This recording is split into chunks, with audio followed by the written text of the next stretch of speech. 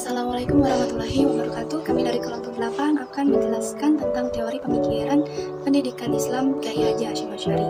Jadi di sini saya akan menjelaskan tentang riwayat hidup Kyai Haji Hasyim Asy'ari. Jadi beliau ini lahir di Gadang Jombang, Jawa Timur pada hari Selasa yang bertepatan pada tanggal 14 Februari 1871 Masehi.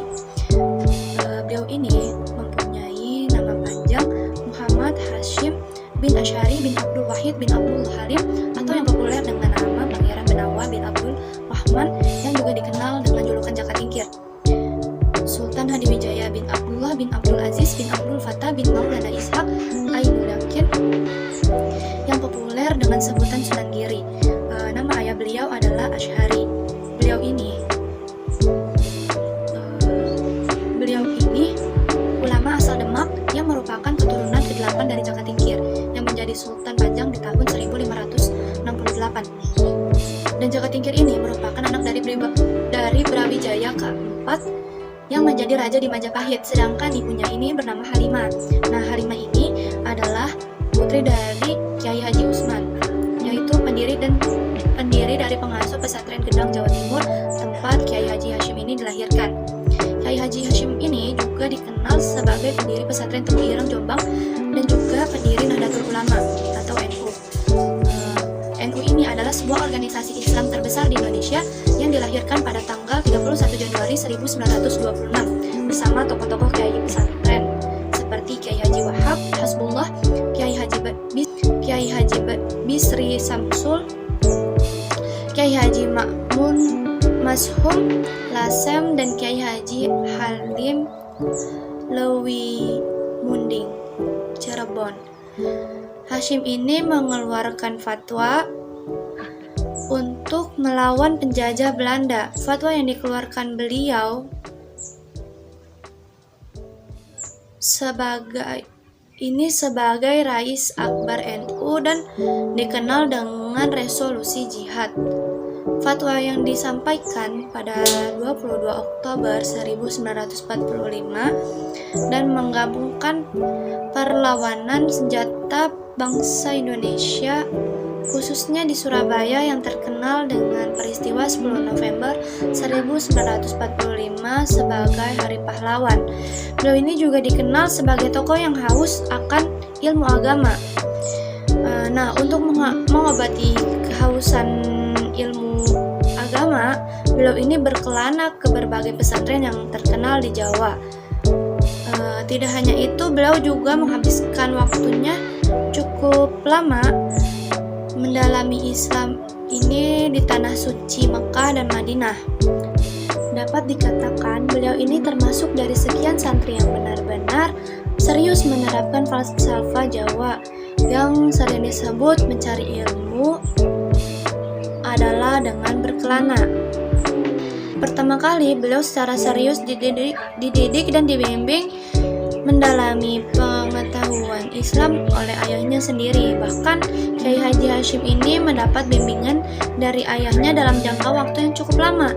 Beliau ini dari masa kanak-kanak hingga berumur 15 tahun melalui ayahnya, beliau ini memulai mendalami ilmu tauhid, tafsir, hadis, bahasa Arab, dan kajian keislaman lainnya dalam bimbingan ayahnya tersebut. Kecerdasan beliau ini cukup menonjol, padahal belum genap berumur 13 tahun. Beliau ini telah mampu menguasai berbagai bidang kajian Islam dan dipercaya untuk mengajar para santri di pesantren yang dimiliki oleh ayahnya. Sejak usia 15 tahun, beliau ini sudah berpisah dengan keluarganya untuk menuntut ilmu.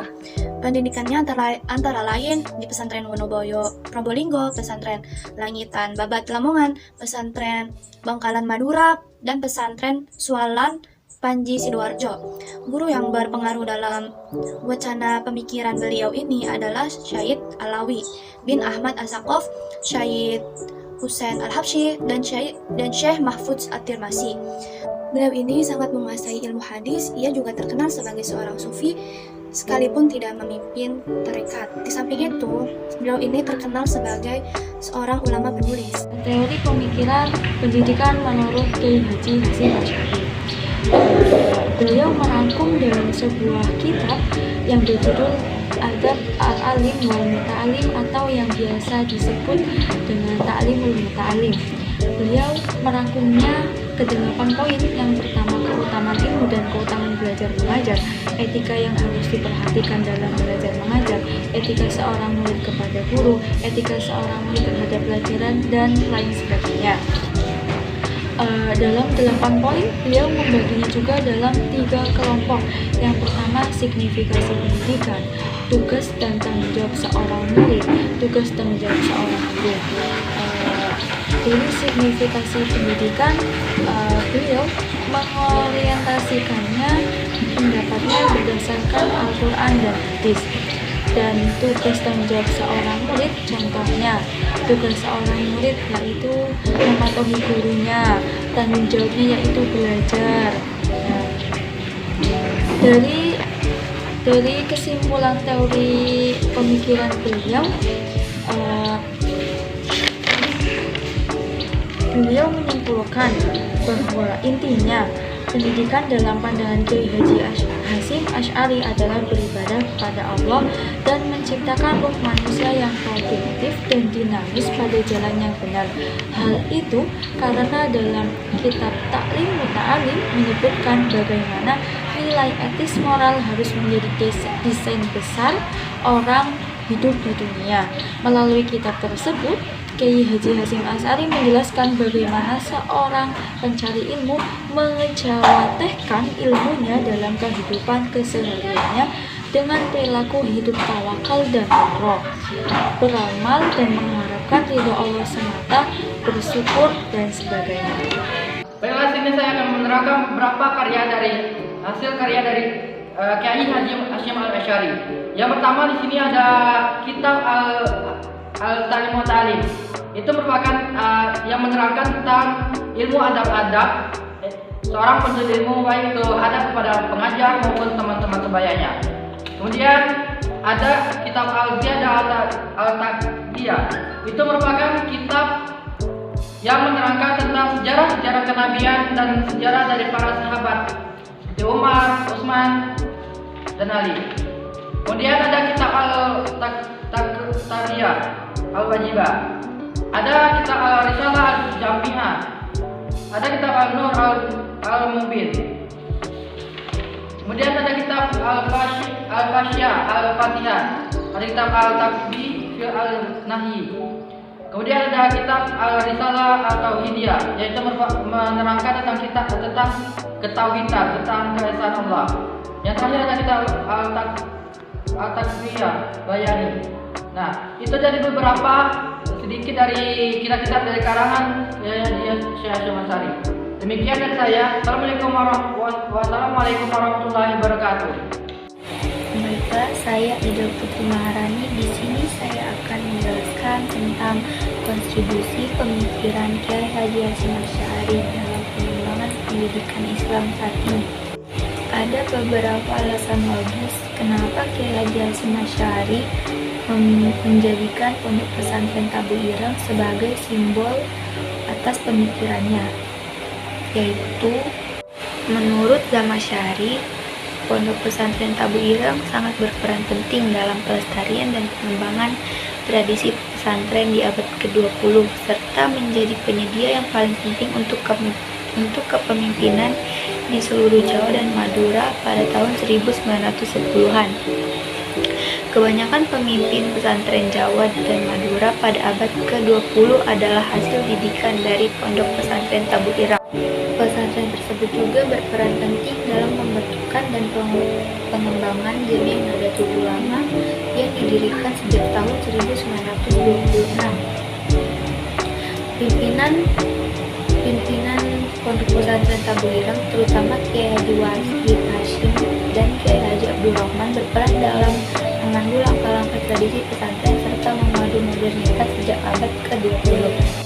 Melalui pondok pesantren Tabu Ireng juga Kiai Haji Hasyim Asy'ari memiliki pemikiran pendidikan yang disimpulkan dalam dua gagasan, yaitu metode musyawarah dan sistem madrasah dalam pesantren selain dari metode sorogan dan bandongan. Metode musyawarah ini dikembangkan menyerupai diskusi yang terjadi di antara santri di kelas tingginya. Yang terjadi di dalamnya ialah keterbukaan, toleransi, dan sikap yang baik dalam memberikan penghargaan kepada pendapat lawan, serta yang dicari ialah kebenaran dan mengusahakan pemecahan masalah yang terbaik. Yang terakhir ada kesimpulan. Pengertian pendidikan Islam menurut Hadratus Syaikh Hasyim Asy'ari dapat dipandang dari 3 perspektif. Pertama, dilihat dari hubungan ilmu dan agama yang tidak bisa dipisahkan. Menuntut ilmu bagian dari perintah agama, sementara agama merupakan bagian dari ilmu yang dituntut. Di sini terlihat beliau menganggap pendidikan sebagai upaya memanusiakan manusia secara utuh dan sempurna dengan mengamalkan ajaran Islam sehingga manusia tersebut meraih derajat mulia dibandingkan makhluk lainnya. Yang kedua, pendidikan harus memuat nilai-nilai moral melalui nilai-nilai estetis yang bernafaskan sufistik. Ini tercermin dari pandangannya bahwa keutamaan dan kedudukan ilmu berada pada posisi yang sangat istimewa untuk orang-orang yang niatnya benar-benar lillahi ta'ala dan suci, lurus jiwanya dari segala macam sifat jahat. Yang ketiga, menerapkan prinsip-prinsip al-sunnah wal jamaah dalam pelaksanaan pendidikan. Sekian dari kami akhiri. Wabillahi taufiq wal hidayah. Wassalamualaikum warahmatullahi wabarakatuh.